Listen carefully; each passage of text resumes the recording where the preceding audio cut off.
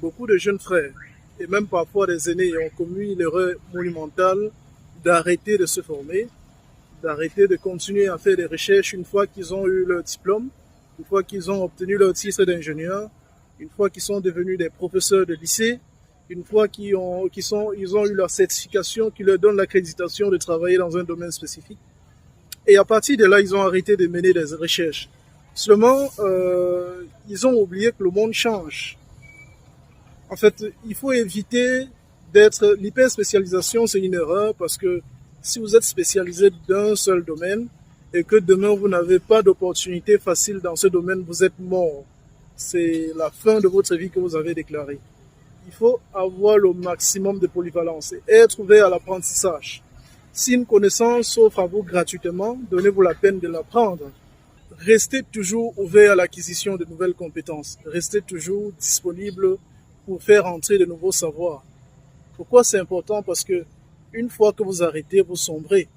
Une fois que vous arrêtez, c'est que vous avez déclaré, vous sortez du jeu. Le monde change, les technologies changent. Ce que vous avez appris hier est du siècle aujourd'hui.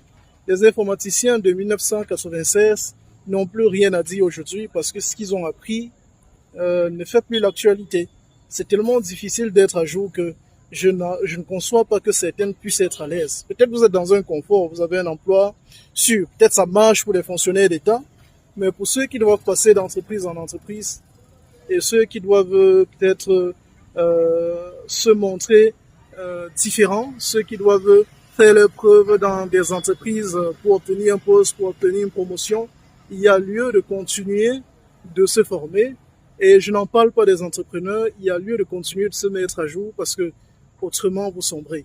Autrement, vous n'avez rien à offrir. Le monde change tellement que ce que vous maîtrisez hier et qui marche, ce qui marchait en 2022 est du siècle aujourd'hui. Ça marche dans plusieurs domaines. Tellement de choses ont changé que il y a lieu de continuer de se mettre à jour, d'apprendre, de lire, d'acquérir de l'expérience. Enfin, c'est dans cette logique-là que je me pose actuellement et je crée du contenu.